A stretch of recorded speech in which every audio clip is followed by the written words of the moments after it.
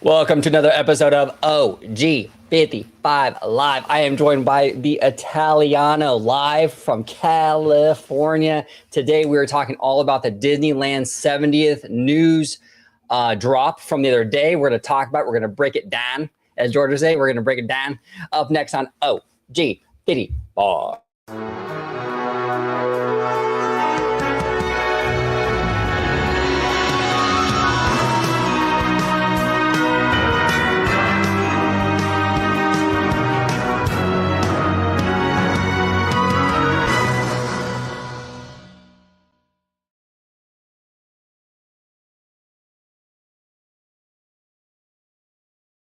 What is going on, everybody? Welcome to another fantastic episode of OG55 Live. I got the Italiano with me from California. We're talking all about that Disneyland 70th news drop from the other day, the Italiano. Oh, Arlene in the house. What's up, Arlene? What's up, Jason Hill, Abby, Seymour Duck, T.S. Wade? Good to see everybody in the house. Mr. Italiano, where can everybody find you on social media? Absolutely. You can find me on X, formerly known as Twitter, at Disney George. You could also find me on Instagram, Threads, and Blue Sky under the Disney Italiano.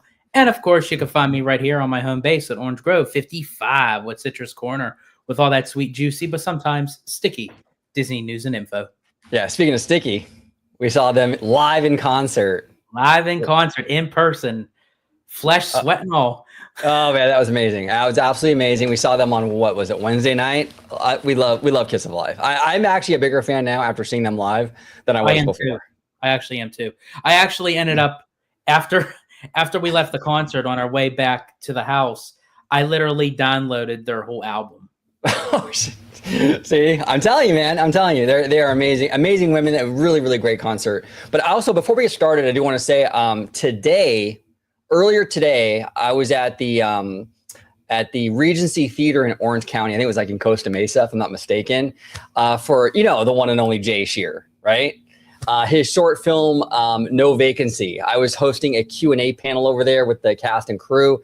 Amazing time. If we get any video, if I can share any video, maybe we'll post it on the channel. But it was a great time. We watched the short film.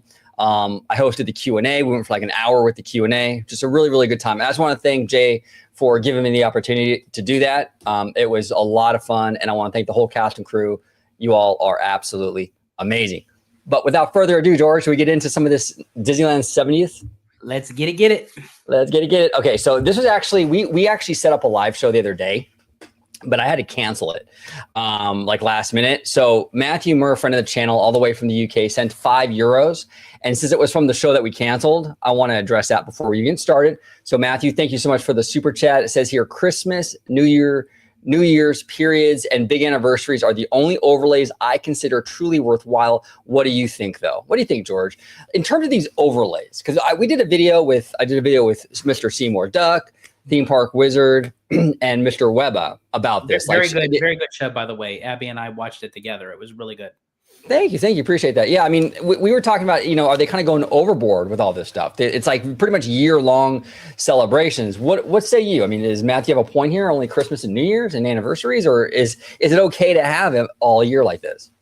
So for me, I do think Halloween, Christmas / New Year's are like the bigger of the events, so to speak, at the Disney parks. I think it draws in massive crowds. Also, too, and this might be one of the topics. I don't remember any of you talking about it on the previous show, but the 4th of July. I do know the Disney parks do get a lot of huge crowds on the 4th of July and like during like the Labor Day weekends and everything. So, but I feel like when it comes to the events, I feel like the holidays are what is really geared towards that, bring in a lot of people. But I've noticed too, going to the parks a lot, that it could be like this past Tuesday. Tuesday was worse than Monday. And it was just a random Tuesday. And we're seeing a bunch of people, all kids. And I'm thinking, it's a school and a work day. Why aren't people at work or these kids in school? I don't understand that. I don't care. Like, I'm at the park like all the time, but I'm just trying to wonder like where the algorithm moves for like daily regular living for people, especially Cali residents. That just on a normal Tuesday, we parked in the Mickey and Friends parking lot. We went on to get in line for the tram. You should have saw the line to get into the tram looked like it was like at Disneyland Gate for rope drop. Oh, jeez. Yeah, it's crazy. I think a lot of that too has to do with the blackout calendar. Some of these busier days are kind of random. I think it might be there's just certain passes that are open on those days, so people take advantage of that. But yeah, it's crazy. It's absolutely crazy. But yeah, I like all the events. I like Lunar New Year. I think it's a fantastic event. I like these food and wine festivals. So I disagree with you, Matthew, respectfully. I like I said in the video I did with Webba and Wizard and Seymour, I think there's room for this stuff. I think it's fine to have these events all year long and to kind of space them out like that. But here's the thing. I do agree with Ebba, though, when he was saying that maybe the quality of some of these events can improve, maybe the variety, and maybe they can change some stuff out and kind of like Cassandra's in the house. What's up, Cassandra?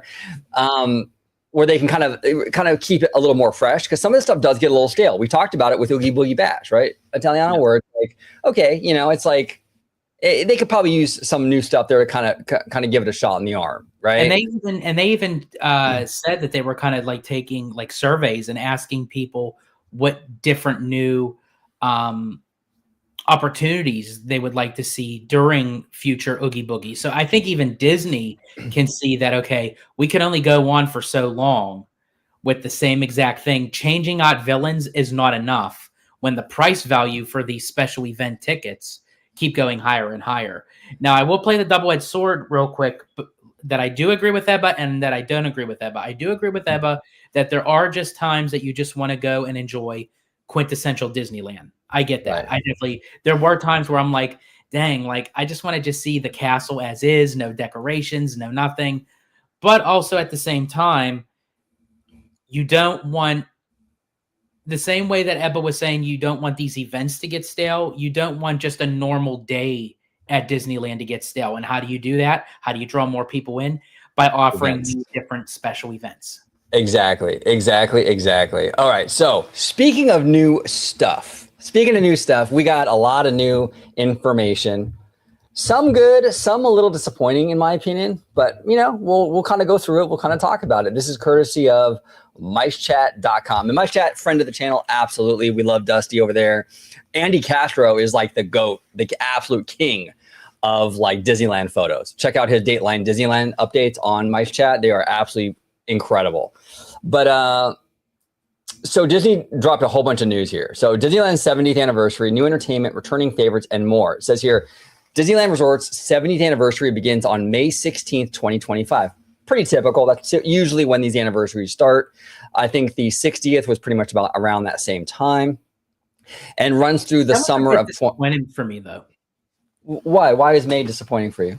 Because in my mind, I guess I just thought that to kick off the 70th would have actually been on July 17th, the startup of the date, for the actual birthday itself. For me, I just feel now I could maybe be nitpicking. I'll channel my inner Ebba. That if you start something on May 16th as something that's as big as the 70th anniversary, by the time you actually get to the date of July 17th, and you just have that simple little cavalcade and everybody sings happy birthday, it's like, well, where's the buildup with it? Because Paint the Night will already be returned. The Walt Disney Audio Animatronic will already be there. Like for me, I would have thought they would have just kicked it off with a bang and just started it on July 17th. Yeah, I think that's basically, I would agree with you from a Disney nerd standpoint. I just think financially, they're seeing it as, they want to have as much runway as possible for like the normies. So I agree with you. I mean, I think starting it on July 17th would be amazing. Have a big, crazy celebration that day. Yeah, unfortunately, though, they're going to do it in May because they want to get May, June, July, August, and going into Labor Day. Yeah, because especially like with mid to late May, again, it's ending the school season into the summer season, and that's where Disney's going to have to bank on the summer season because a lot of times the summer really isn't pulling in the numbers for guests anymore. It's the holiday season. But when you have an event like this they want to try to capitalize as much as possible, especially since even Disney admitted that next year they see an even more dip in attendance. So they're going to want to try to withhold as many people as they can as possible. Absolutely. It says here, the theme of the celebration, happiness, pays homage to Walt Disney's iconic dedication, quote, to all who come to this happy place, welcome. I love that. I think that's absolutely amazing. Yeah, that's awesome. Yeah, that just gives me chills. I just absolutely love it. Actually, I do too. That actually gave me goosebumps. Yeah. The festivities will include nighttime spectaculars, parades, a new show starring Walt Disney, themed decor, merchandise, and specialty food offerings. Join us as we explore all the details from the return of Paint the Night to brand new experiences like World of Color Happiness. So we'll see how this World of Color show is. I'm a little skeptical just because I haven't really been in love with a lot of the World of Color shows really since the first iteration of World of Color. They've been okay. You know what I'm saying? That first show was just chef's kiss, right? Because it really felt like what the title of the show was. Like it started off with the color. Walt Disney presents the wonderful world of color. You know, it was like it gave you that like going back to the traditional way. Where now I just feel like that they're just throwing Disney IP in like crazy, and it's just random. At least the original, the story flowed nicely. And for me, I'm not a fan of Star Wars and Marvel being part of World of Color. I'm sorry. To me, it just does not fit. It feels a little weird. I think Marvel would be a great parade at DCA. Or like some sort of like Marvel like party or celebration in Hollywoodland or something crazy, or in Avengers Campus, whatever. But yeah, you're right, George. For World of Color, though, it feels a little off when you have like the Walt Disney stuff. And then I get it. Like, hey, I'll be the first to tell you that Marvel is definitely part of Disney. It's a Disney property. You know, a lot of fans like to, no, it's not Disney. It is. It's Disney now. And people just have to get over that. You know what I'm saying? But it doesn't feel right, though, for some reason, in a show with Walt himself in there. It just doesn't feel, I don't know. I just feel jarring to me. If they did want to add it into World of Color, I will say Marvel can kind of fit in a little bit more than Star Wars because there's nothing of Star Wars over at DCA. Well, true. Yeah, that's true. And, you know, that's a great point. I wouldn't even mind like a whole Marvel water show or something crazy like that. You know? Like do something like that. Like if they dedicate a show to using the fountains and the projections and all that just for Marvel, yeah, that's perfect. That's cool. But I wouldn't add it into World of Color. But the one thing I will say that I am very much excited for this new World of Color, I will probably see it any opportunity I can, just because they're adding a Goofy movie segment into it. Yeah, and you can see Powerline right there, so you know they're going to add Eye to Eye, and and having that music with all the fountains going off and everything. I'm telling you, I really wish. I'm very excited about Muppets going into Rock and Roller Coaster. I do love the coaster as a ride, but I'm kind of over the Aerosmith theme to it. Really, I got the feel of it. I'm excited about Muppets, but damn, I would have loved to have seen a Goofy movie overlay to that ride. Oh, me too. That would have been amazing. Absolutely amazing. Now, here's the thing. Now I don't know how the show is going to end up, but the premise is really cool. I absolutely fell in love with Inside Out too. I thought it was a great movie. But it says here, the World of Color Happiness. The show will be hosted by Riley's cast of emotions from Inside Out and Inside Out 2. I like that because that's a great segue, a great like vehicle to sort of get you from. These are the happy scenes. These are the sad scenes. These are the romantic scenes, right? You can kind of use these emotions to kind of get you. Oh, shit. You can kind of use these emotions to kind of get you through the different segments. I think it's a really smart way to kind of lay this show out. And it's a great property. Obviously, people love Inside Out. But it says here, guests join them as they explore the notion of happy through the lens of different human emotions as they manifest in color, music, and familiar character cameos. The original concept of the show sprung from Walt Disney's dedication speech for Disneyland's opening day, which began with, of course, the familiar words, to all who come to this happy place, welcome.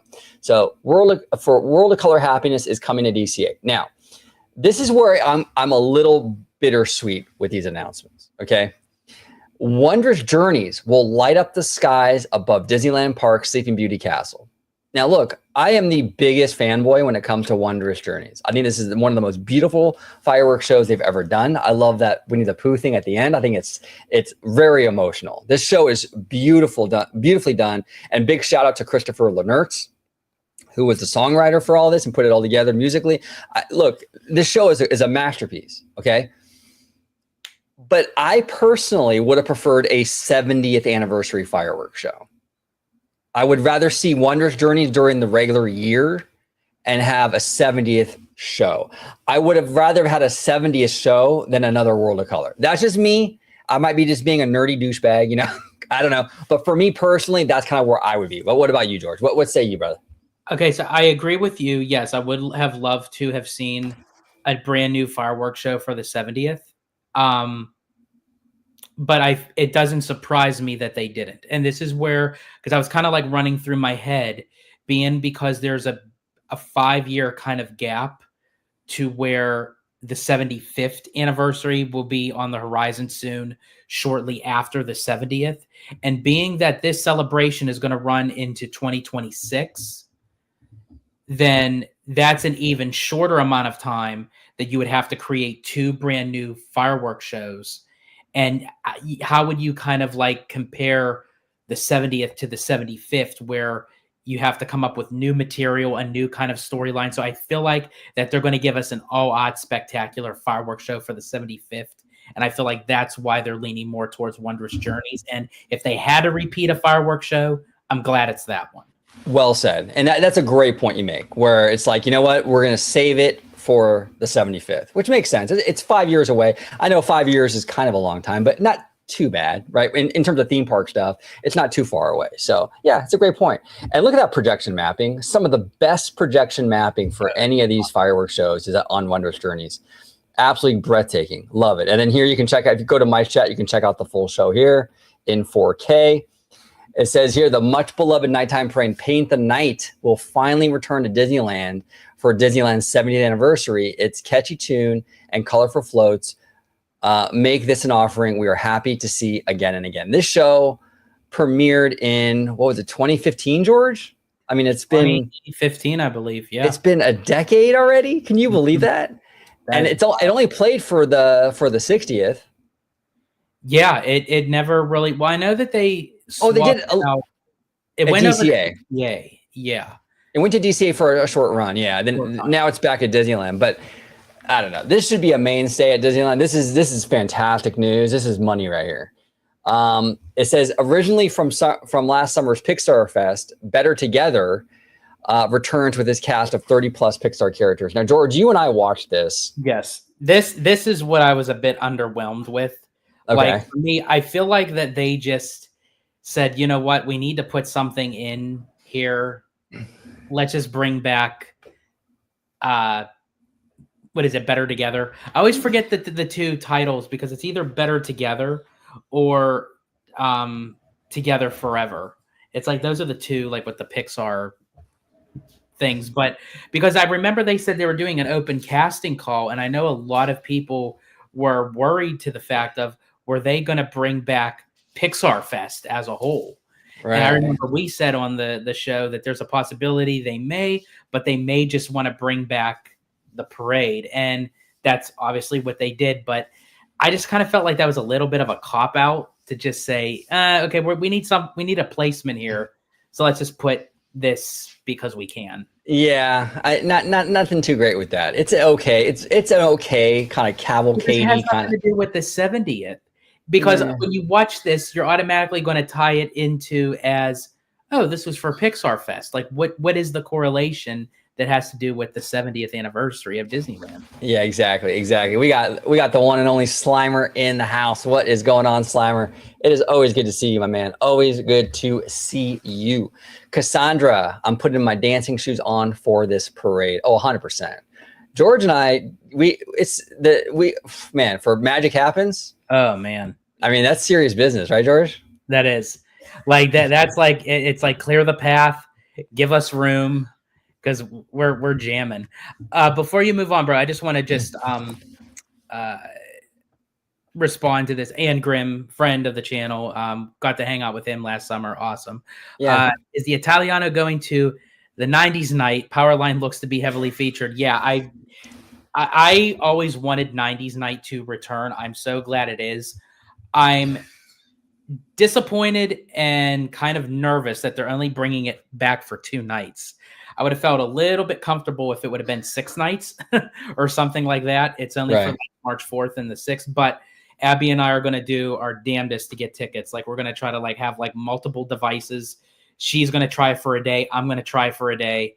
And we're going to kind of wait to do Sweethearts Night because we want to try to do that this year as well. But if we don't get Sweethearts Night, they have it every year. And I'm still going to spend Valentine's Day with her, so it doesn't matter. 90s Night, I literally, like, I would give my whole damn savings account to go to 90s Night.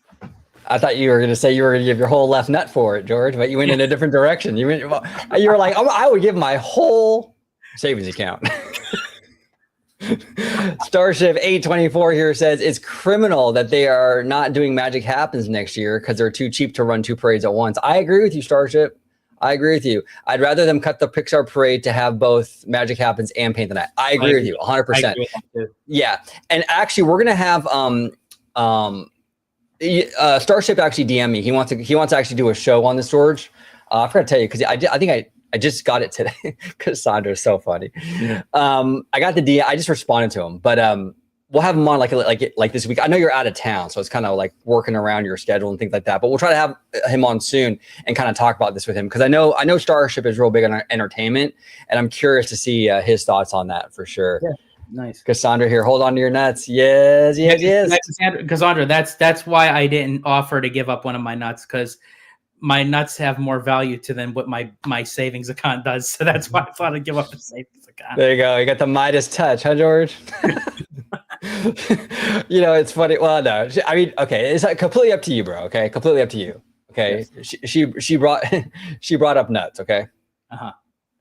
Was there like a tattoo that you were going to do one back in the day, or did you want to? I'm still even considering it if I actually get it.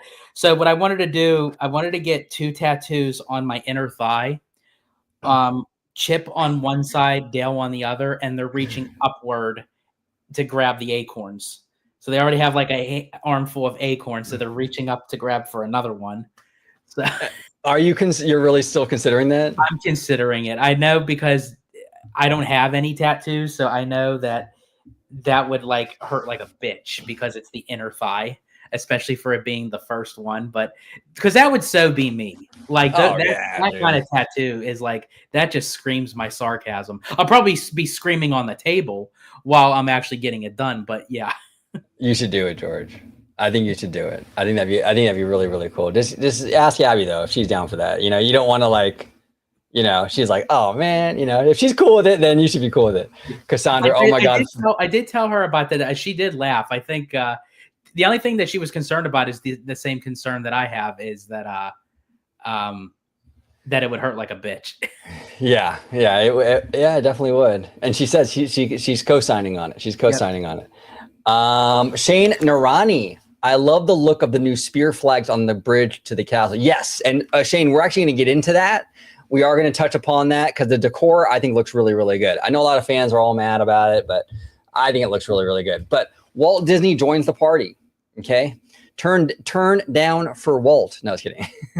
A highlight of Disneyland 70th will be a new show in the Opera House. Abraham Lincoln will be on temporary hiatus while a new show takes over the theater. Walt Disney, A Magical Life will open on May 16th and features an animatronic Walt Disney himself. That's interesting because I thought initially, if I could be mistaken, weren't they going to alternate? Like, isn't it on a turntable where Lincoln is? Turntable. That was actually the biggest part of why the theater is still currently down because of the overhaul of like a big turntable. So I don't know. So I don't know why that both aren't premiering unless what they're going to do is they're going to have Walt on for so long. And then they'll turn it and do him after the 70th. Probably. That might be what they're going to do. You're right. So, so this will premiere on May 16th with the celebration. So that's amazing. Now, this is a risk for Disney, okay? You better stick the landing with this Walt animatronic. I mean, this thing can't be like, it can't look like the it can't look it can't look like the Donald Trump animatronic over there in the Hall of Presidents. You know what I'm saying? It has to actually look like Walt, you know? So basically Hillary Clinton dressed as Donald Trump. yes, exactly. That's exactly what it is. Oh, here, you know what? I spoke too soon. While the Lincoln show won't be shown during the 70th, it will eventually return and then show an alternating rotation with the new Wall show. There you go. See? Okay, there we go. I should have read ahead instead of diving in too soon. It says here, Slimer, what does CDRR tattooed on your schlong stand for? Well, when it gets hard, it says Chippendale Rescue Rangers. Oh, that is hilarious. Dude, Slimer. I love that. So, okay, yeah, it's like when you're like this, it's CDRR, you get hard, and it says the whole thing. That's fantastic. Stretches out like a banner accordion. Exactly. Hey, you know, you should get like, you know, those, you know, the paintings in the stretching room.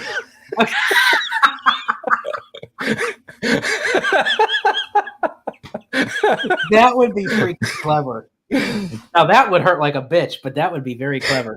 Yeah, exactly. Exactly. Oh man, we go way too far on this. We really do, bro. Decor and more. Decor and more. In addition to the shows and spectaculars, Mickey and Minnie will have new 70th anniversary costumes. What do you think about these costumes, George? Are you feeling them? So truthfully, this is what I feel, and I actually commented on friend of the channel, Mondo from Five Fires. I commented on his post about this, and we kind of share the same thought. Now I'm going to go a little bit a step further. Now, folks, let me get everything out, and before you start sending the hate mail. For me, these outfits kind of feel like it would be for like the Pride events, because I feel like that's like the color scheme for it. I'm not saying that they're bad outfits. I just feel like that it would fit more for the Pride events than for the 70th. I feel like these are just like kind of like casual, very colorful, very bright. It doesn't scream 70th anniversary. I would have loved to see something a little bit more snazzy, kind of like elegant with like some like pizzazz a little bit, sort of like how they did with the 60th. Yeah. No, I can see that. I can see that. I think they're cute. I think they're cute out. Minnie is a fashion queen. Let's be honest. She's a fashion icon. Okay. Minnie can do no wrong. She always rocks it. But for the 70th, I don't know. This feels like maybe Pride or maybe, I don't know, almost like 90s night or something. That's another one. Yeah, it does kind of give out like that 90s. Now, I know that they kind of wanted the outfits to kind of match the decorations in the background, but the decorations actually look great. But when you use that color scheme on those kind of costumes, it doesn't. I don't know. I just expected something a little bit more like upscale. Yeah, no, I feel you. And I'm glad that they're not doing the whole, like for the 60th, they did that weird, like the diamond roofs, the diamond rooftops. Yeah. I'm so glad they're not trying some weird shit like that this year. Like keep the stuff off the rooftops. Number one, I have videos from like 2016, like no joke, like ranting and raving about how I hate the rooftop stuff because every time they take it off, actually they've been pretty good about it lately. I will be fair. But back in the day, they used to take off these decorations off the roof, and the roofs would be all dented and like shot, like all shoddy looking. You know what I'm saying? I'd rather them not touch the rooftops. You know, just leave it and just let's keep it nice. Slimer says that's how kids used to dress in 1989. Exactly. That's exactly what it looks like. Gives me Captain EO opening day vibes. Yeah, see, that's exactly kind of the more like the vibe it's giving off, way more than a 70th anniversary. But yeah, we'll see. Now here is the decor. This is what Sharani, this is what you were talking about, I think, right? With the flagpoles and stuff. I think this looks fantastic. I love this. I absolutely love this. This looks really, really cool. What say you, Italiano? Yeah, this I absolutely love. I love the decor so far. I hope they stick with it. I hope that, you know, of what they're presenting to us now is what we actually see during the celebration. I love the flags. I love the decorations. I do love the color scheme. As I said, I just wish that they would have kind of done something a little bit differently. Maybe it wasn't necessarily the colors on the costumes. I think it was more just how the costumes were designed. It was just too simple. Well, they just come off. They're great costumes, but I think Slimer hit the nail on the head. I mean, I was thinking 90s, but more like 80s, like that, like, you know, 80s pop, you know, like Tiffany. I don't know, I'm really aging myself. Oh yeah, like, yeah, I know. Yeah, Tiffany. Cyndi Lauper and shit like that. You know, that's what they look like. They look like that era, you know. Yeah. The Giant Peter show. I'm getting 90s yogurt vibes. Yeah, you know, something like that. You know, I don't know. It just, yeah, absolutely. Absolutely. And Cassandra agrees. She said they missed the mark. They missed the mark. Sharani thinks the costumes remind her of Saved by the Bell. Yeah. The opening, the theme song is it's totally the theme song, 100%. But yeah, it's pretty cool. It says here that there will be a new nighttime cavalcade at Disneyland. So not a parade, a cavalcade. So to your point, Starship, they're not doing a daytime parade. It's going to be a cavalcade. Special projections will appear on It's a Small World and Carthay Circle at night. That's awesome. Love that. Sleeping Beauty Castle will be decorated for the celebration, and there will be a new theme song called Celebrate Happy. I love it. I hope the song gives you like that feel, the Disneyland feels, sort of like the song "Live the Magic" that was part of the 60th. Yes. Or remember the Leanne Rimes song for the 50th? Remember when? Yes, something like that would be awesome. Absolutely awesome. So yeah, I hope it's a catchy song. It would be really cool. I like anniversary songs, so I'm cautiously optimistic about Celebrate Happy. And then it says here, merchandise previews so far for the 70th celebration featured gold sparkles and Mickey and Minnie in their outfits. It's cute. I mean, I gotta be honest though. Now this is where I might get in trouble, George. Okay, go for it. I'm not really big on, like, I don't know, maybe because I'm just getting older, or the Disney merch, like, I know what you're going to say. I know what you're going to say because I agree with you. Just the big, loud, sparkly stuff. The big rubber. I don't know. I can't do it anymore. I'm just not into it. But you know what? They're called implants. The what? They're called implants. Yeah, right. Exactly. Rubber. The rubber. Yeah, exactly. No, yeah, it's just not for me. But if it's your thing and you like those if you like the Spirit jerseys and you like these big loud designs, it's all for you. I'm right there with you. The brighter the color, honestly, the more I'm like unattracted to it. I don't like a lot of gaudy kind of things. I'm not huge on the Spirit jerseys, to be honest with you. There may be like one here or there that looks nice, but I'm still not going to buy it for however much it is. Also too, and I know it's kind of like a dedicated kind of thing where people go and buy the merch, but anytime that there's like a date or an anniversary on merch, yep, you're into it in that moment because it's relevant. But really, how many people that you own something from the 50th or the 60th of Disneyland and you go back, you're like, oh, I really want to wear that. I know people probably would here or there, but how relevant is it that you're looking towards the 70th? And then after you're done with the 70th merch, you're looking forward to the 75th. So yeah, it's dated. Literally, it's literally dated. Yeah. Slimer here says the first day of the 70th celebration ought to be very special opening ceremony. Yeah, and I think it will be. I remember for the 60th, I was there for the opening day, and Richard Sherman, God bless him, and rest in peace, Richard Sherman. But he performed in front of the castle with the piano and everything for the 60th. And that's why I felt that it would have been more relevant to kick it off. And I get it, definitely what you were saying, bro, about like they want to try to bang for their buck, you know, as much as they can. But I just felt like it would have been more special, more intimate if they would have kicked it off on July 17th, the actual birthday of Disneyland. Oh, I agree with you. I 100% agree with you. Yeah, I just think Disney wants more calendar open for the summer. Yeah. It's a money thing. It is absolutely a money thing. Yeah, for the nerds like us, yeah, we want it on that day. But they can make it up to us. Disney, if you're watching, you can make it up to us by making a really, really special July 17th this year. Yeah. Like, just go all out with it. You know what I'm saying? Just or if you really want to make it up to us, send the Disney Italiano 2 tickets to 90s night. Yeah, there you go. There you go. George, you deserve that special access. You should absolutely get 2 tickets to 90s night. Absolutely. Or you know what they could do actually would be really cool if they had like at nighttime on the day of the 70th and only on the 70th have on July 17th have a special projection show down Main Street and on the castle with music. It doesn't even have to be fireworks. It can be before the fireworks, you know, but it's just all about Walt and the park and the orange groves it was built on, you know what I'm saying? And all that stuff. And just have like a 5-minute thing. Like, you know how they do the snow shows for the holidays? Right. separate of the fireworks. You can do something like that for the 17th, though. You know what I'm saying? Right. But they probably won't. I just think that it's too much of a niche. Like it's for us and the diehard fans. And we're a decent sized community, but we're not that big. You know what I'm saying? So the normies aren't going to care about some Walt. No, they don't care about it. Starship here says they should bring back the Kiss Goodnight song for After Wondrous Journeys. They absolutely should.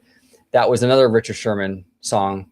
I agree. Actually, I'm going to take it a step further. I think what would be really nice for the 70th, they may even do it for the 75th, but they really should incorporate the final verse, the last verse that Richard Sherman left, not only the company, but us Disney fans, his legacy that he did with his brother throughout their whole entire career with the Walt Disney Company. And his final gift to us before he left us was the extra verse into It's a Small World. And I would love to see that incorporated in the ride itself. And if they even put it in during like a segment of Wondrous Journeys. Thank you. That would be beautiful. Yes. They got to utilize his extra verse somehow, some way, whether it be in a fireworks show, which would be ideal, and or in the ride itself, like you were saying, because you don't have to. I know fans are going to flip out. You can't change Small World. I understand that. But just for the 70th to add Richard's extra verse in there would be absolutely incredible. But here's the thing, too. Even though it would be a change, I feel like this is a change that is more relevant to the fact of then if you really disagree with that, then I'm sorry. I'm going to be bold to say I don't know how you can call yourself a Disney fan, because then you're objecting to the fact that the writer of the actual song to the beloved attraction, you're denying him his final wish, so to speak, that he wrote a line for the ride to say, oh, no, you can't add that in there. What kind of Disney fan are you? I think that it would be a perfect way to celebrate. And I think most fans would agree with us. I think most fans would agree. But a lot of fans don't like change. They don't like messing with stuff at all. So I don't know. I think there would be inevitably some fans that were upset with that. T.S. Wade said, I just saw Moana 2. It was awesome. Hey, I haven't seen it yet. I still haven't seen Wish. So but I'm a little behind, but it's on my list. But George, you saw it and you liked it. You and Abby saw it, right? Yes, it was a very good movie. Actually, it's one of those sequels that I would definitely love to see again. You could definitely tell by watching it that the storyline was kind of made for a Disney Plus series.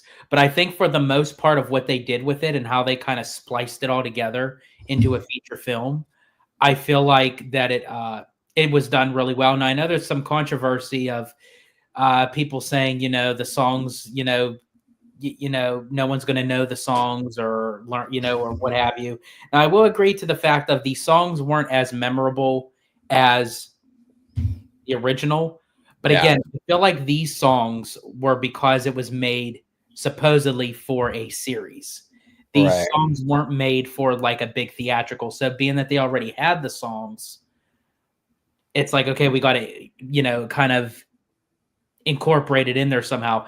And spoiler alert, but non-spoiler alert. I won't say what it is, but there is an end credit scene at the end of Moana 2 that depicts that there will be a third.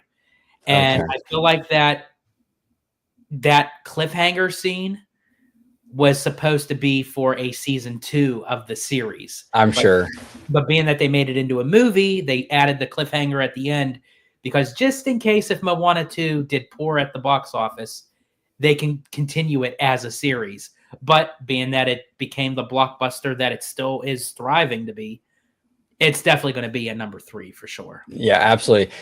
Sam Chat here says, and it's good to see you, Sam Chat. Absolutely. What huge Disney legend could they get to speak on Disneyland's birthday? And I think our boy Slimer had the perfect suggestion, Dick Van Dyke. Look, and I don't want really quick, bro. I just have to just say this really quick, being that Slimer brought up Dick Van Dyke. There was a very short kind of like clip, I think it was on Instagram, that Dick Van Dyke danced with his wife, and Coldplay was playing on the piano, and it shows like a little short kind of interview, and it shows like him in Mary Poppins and Chitty Chitty Bang Bang, the Dick Van Dyke Show. It was showing all him, and he was talking about his career and everything. And then all his family members, his kids, his grandkids, great grandkids, they all came together for a big family photo. I guess it was outside his house. And he started, and he was dancing with his wife at 98 years young. Like Exactly. And this is the thing. I don't want to get too dark. I don't want to get too sad. You know what I'm saying? But realistically, he's how old? 98? 98. You know what I'm saying? We only have a little time. Let's have him involved as much as we can. You know. So I think now's the year to do it. I think that it would be great to have him on there. Sam Chad agrees. Dick Van Dyke would be amazing. Yeah, he's the guy. I would have me personally. I would love to see a double, kind of speakers. I would have Dick Van Dyke and Haley Mills. Oh yeah, dude. Haley Mills. When we went to that, was it the Richard Sherman panel at D23? Yes. Oh, when she's saying "Let's get together," I died. Man, I'm so glad we got to see that live. Yeah. Now Arlene says, "Haters gonna hate, but I loved Wish." I'm the biggest hater. I hate the way that you walk, the way that you talk. I hate the way that you. Yeah. No, I haven't seen it yet, but it's on my list. It's absolutely on my list. Starship. Bring in Julie Andrews. Yes, please bring in Julie Andrews. Can you imagine that? Julie Andrews and Dick Van Dyke side by side again. Oh my God, dude. You're getting me too excited. She did the intro to the You're getting a little Chip and Dale Rescue Rangers on me? I'm getting a little Chip and Dale, you know, a little stretching room, you know. You know? No, that would be amazing. But she did the intro to the 50th fireworks show. Remember Dreams Come True? Dreams Come True. Yeah. Hello, this is Julie Andrews. 50 years ago, you know, remember that whole thing? Amazing. And no, I'm not going to do my Julie Andrews again. That was a one-time limited edition magic moment. That was his Julie Andrews interpreting an Australian. Yeah, exactly. Yeah, Australian. Yeah, exactly. It's Florentine. It's good to see you, Florentine. It's always good to see you, Florentine. I didn't see Moana 2 yet, but the music impressed what it needs, my opinion. But the music impressed what it needs, my opinion.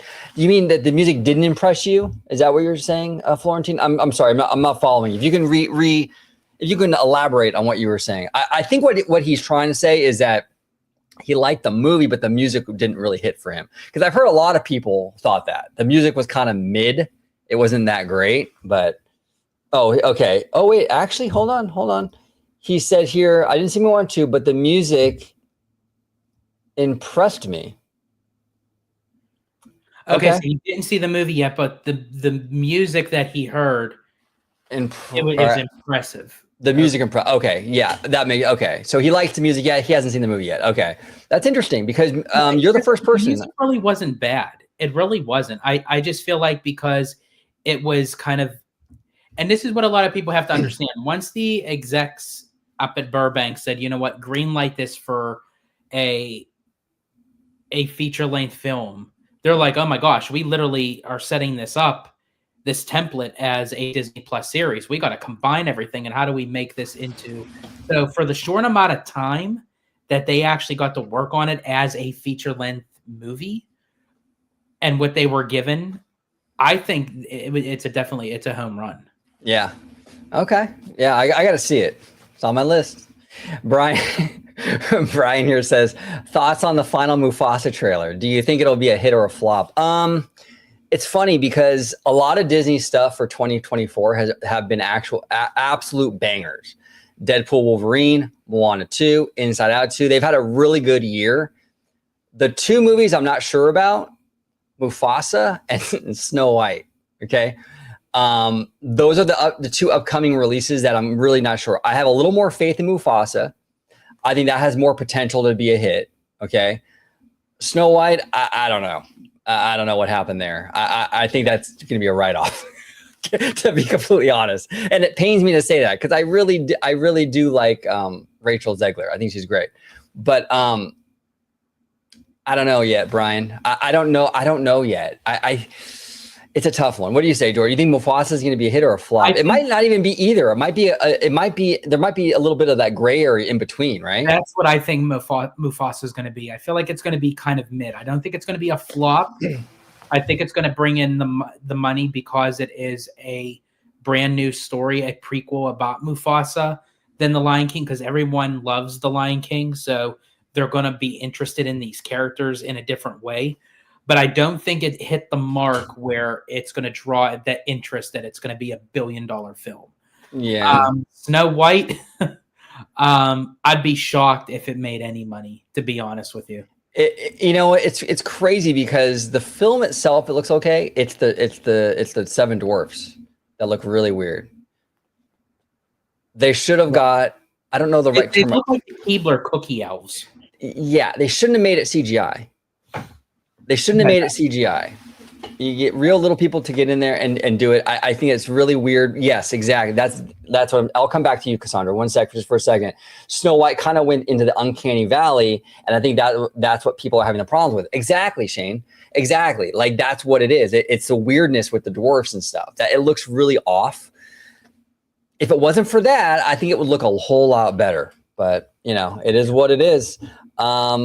And then Cassandra here says, George, how did you enjoy your first time at Disneyland during Christmas time with Abby?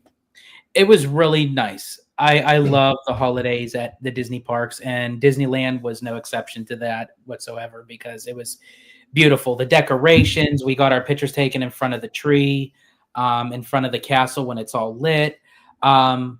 We did get to see the parade. It was a good parade. I actually had to say I miss Magic Happens.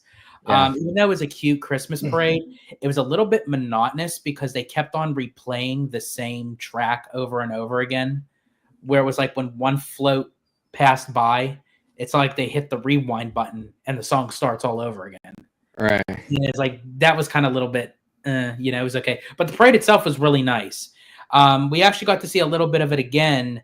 We were riding Alice, and we were actually at the top of the building. You were riding Alice, George? Let's not talk about your past experience. I'm just kidding. I'm just kidding. Go ahead. I'm sorry. Yeah. I shouldn't have done that.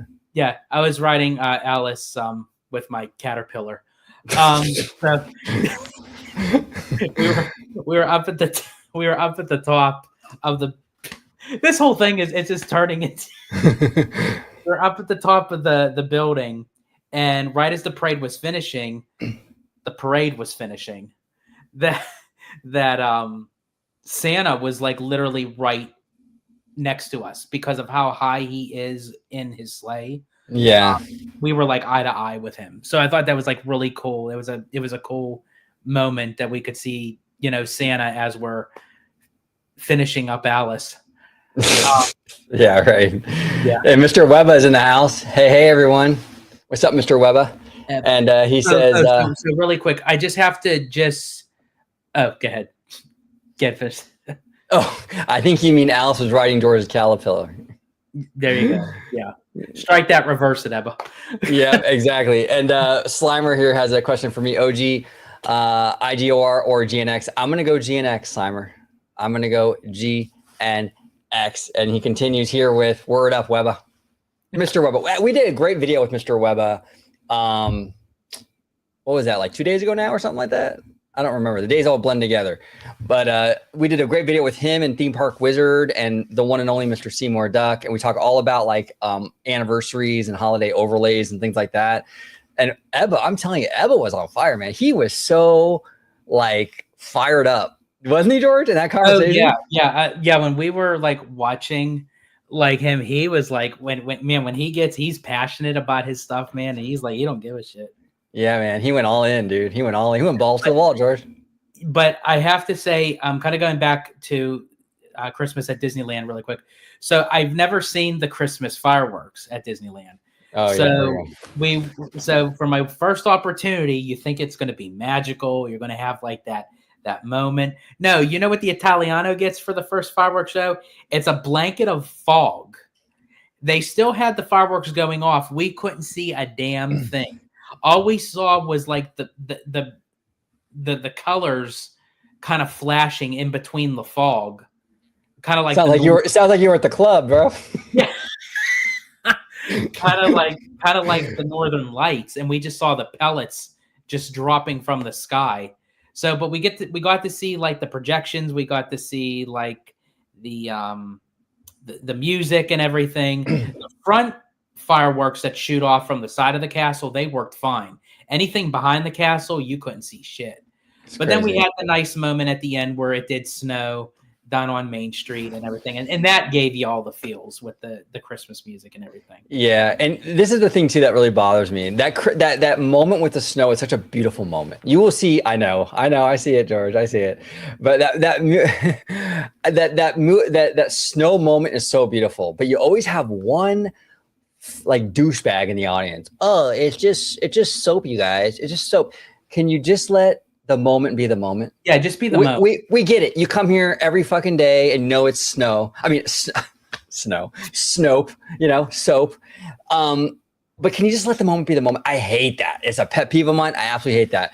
Starship, I will come back to you, but Cassandra here says, I hope it's bigger than a caterpillar for Abby's sake. Yeah, I hope so too, George. Yeah. I mean, not to toot my own horn, but toot.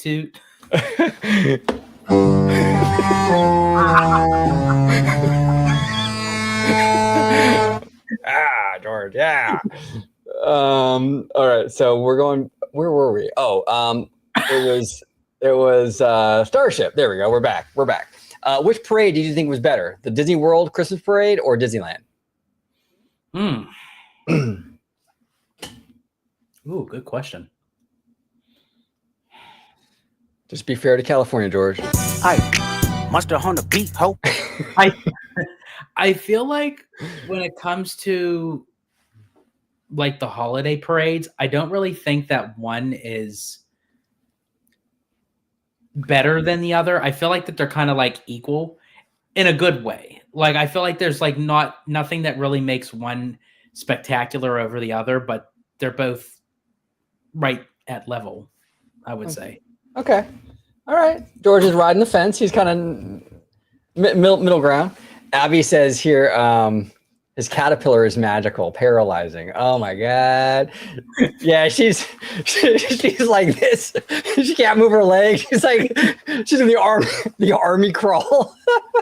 Everyone, I have to say, I am saving this story for members only. So please, if you want to know this really something that happened between that, her and I have this running joke that anytime she says that I Ariel her or I Little Mermaid her, you'll find out what that is. But if you, I will tell that story, but it's going to be a members only. So if you really want to know that story to get it in its full format, please become a member of OG55. Become a member today because you'll get that story, and you get a lot of other cool stuff with the membership. So it's pretty cool. You get a lot of content early, you get exclusive content, and we also do members only live shows. So that's also cool. Cassandra here says, OG, did you get tickets for Kendrick's tour yet? I have not, but you know what? I should probably do that. George and I, though, on Wednesday, we saw Kiss of Life in LA, and it was amazing. Absolutely amazing. And I have to say, really, they look amazing no matter what, but they looked better in person than that they do on their music videos. Okay, music videos doesn't really give them justice, to be honest. Like beauty wise, like you mean like just their physicality, their features, yeah. That's fascinating. Yeah, we went. It was at the Novo, I think it's pronounced in Hollywood. Yes. For George's first time, like in LA, basically, usually he's like, only at OC, like he's only within like a 4-mile radius of Disneyland, every time he comes to California, but this time he's branching out. But we went to the Novo over there in Hollywood or LA, and it was cool, man. I mean, the energy was through the roof. Like these fans are like crazy passionate, you know what I'm saying? And the girls were great, and they were very interactive with the audience, very like they talk, and they're very down to earth. And I just wish they would have picked me though for the kissy chair. Oh, you wanted the kissy? Well, yeah, because after the fact of what they did, I mean, and I knew what they did. I could see why when you say they only pick females for that, because they only pick female. Male, that's a liability. Yes, I know, because I was trying. I was like raising my hand. I even had my flat. You put your arm up. You had it up. I had my arm up with a flashlight. Okay, I was like, pick me. You know what I'm saying? I was a pick me guy, or whatever they call it. But anyway, they didn't pick me. But I told George, didn't I? They always pick girls. They always pick females. They never pick dudes. So I knew they weren't going to do it. But great concert. We're actually going to do a video with Abby, the three of us, and kind of talk about our Kiss of Life experience, because those girls are amazing. And I'm a bigger fan now than I was before. Sticky, sticky, damn right. Yeah, I am too. After the fact, we left the Novo on our way back home. I literally downloaded the whole Kiss of Life album.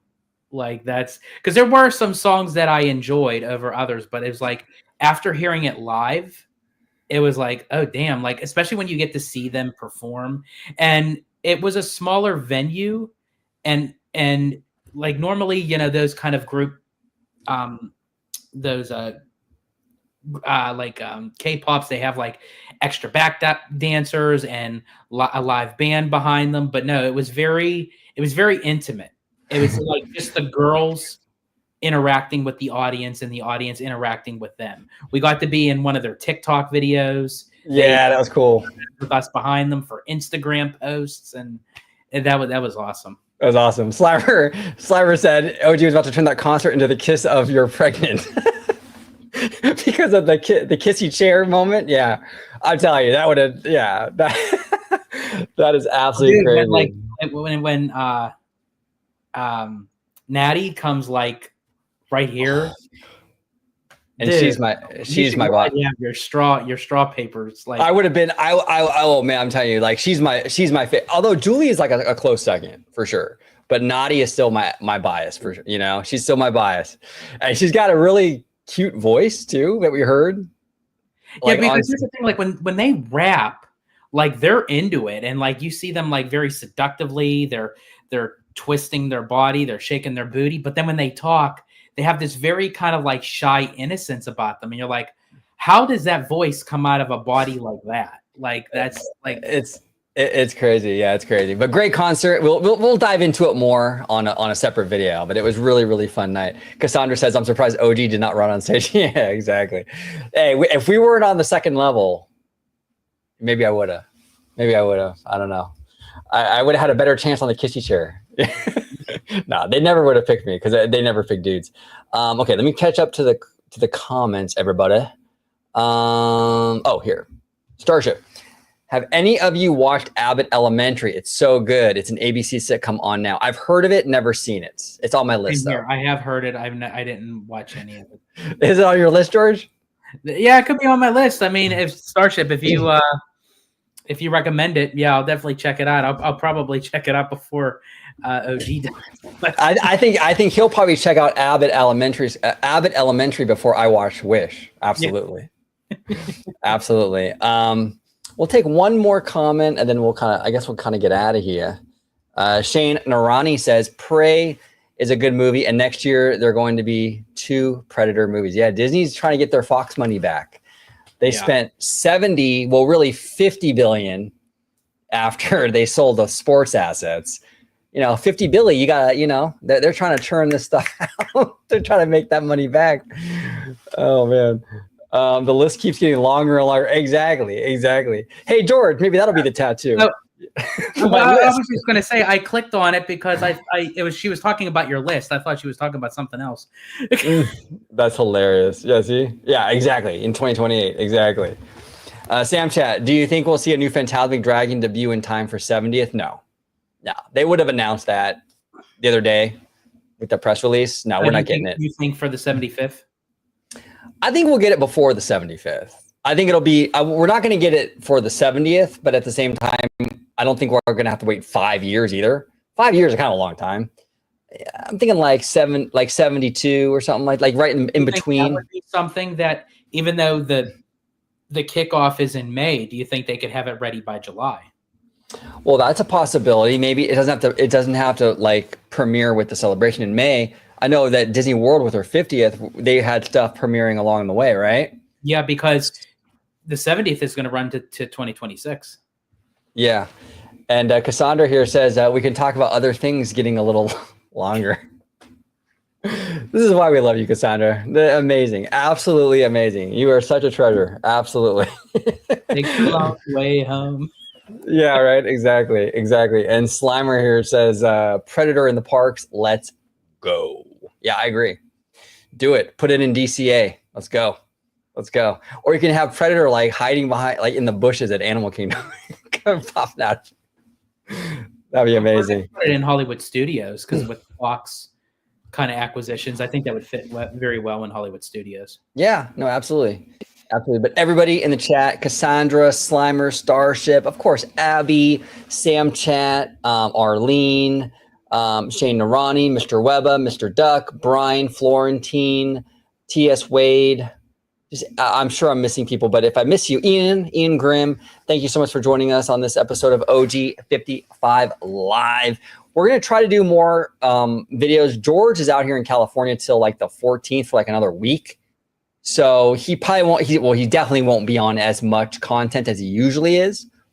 But we're going to get him on. I think tomorrow we're going to do another live, right? If I'm We not are mistaken. going to do another live. Yes. Abby will be joining us, if I'm not mistaken. You will. So we'll be here again tomorrow night, everybody, for another live. And thank you all. Yeah, good night, Cassandra. Good night, Sam Chat. So thank you all so much for watching. But George, any final thoughts before we skedaddle, get out of here?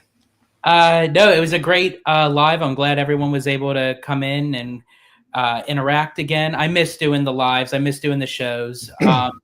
Pretty soon I will be a permanent resident, so I'll be able to get back into the swing of things with even recording on a regular basis, even while I'm out in California. So, yep. Well, he's at here in California as a Pennsylvanian. George, where can everybody find you on social media, sir? absolutely, you can. Hi guys. Oh, there she is. You See? can find him on X, formerly known as Twitter, at Disney George. You can find him on Instagram, Threads, and Blue Sky under the Disney Italiano. And you can find him on his home base at Orange Grove 55 with the just corner with all that sweet, juicy, but sometimes sticky Disney news and info. There it is. See you guys tomorrow. See you tomorrow. Mr. Italiano out. Exactly. See, she knows. What the hell just happened, bro? You know what I'm saying? And Florentine says, adorable. Absolutely adorable. That was awesome. She knows it. She knows it, dude. She knows it word for word. She so now, as long as you're out there, she's gonna have to do it for you. That's the new rule. Wait, the steal or other things? I don't know. The other things are up to you. You know, up to you and her. But thank you all so much for watching this episode of OG55. George, should we end it with the one and only, the Queen? Let's end it with the Queen. And actually, I just want to say a reminder. We call her the Queen because she's Asian Queen on Instagram. So if you want to follow her on Instagram, it's Asian Queen, and I think it's like 3 E's. She's awesome. She's absolutely awesome. She was awesome enough to do a video for us here at OG55. So she's pretty dang awesome. So check her out on Instagram, Asian Queen. She's got a lot of cool, like little short, like, I don't know, like rap. She raps and everything. Dude, she's great. Check her out. Here we go. Really quick before you end it. See, that's what it reminded me with Kiss of Life. Like when you watch her videos, she has this kind of like gangsta kind of like toughness to her. But then when she talks, she has this like very sweet, very innocent, you know, that's how they were for Kiss of Life. I think exactly. Like Asian Queen, like I talked to her a lot in the email because we were trying to coordinate like the intro and everything. And she's like the nicest person. Absolutely. Is Florentine Abby Slade the rules? Abby Slade rules the outro. Yes. Abby absolutely slayed. She absolutely killed it. Absolutely. But yeah, see you guys tomorrow night. Be here or be square. Thank you so much for watching this episode of OG55. Here we go with the Queen. Take it away. Check her out on Instagram, Asian Queen 3. Thank you for watching OG55. If you aren't already, consider becoming a member today.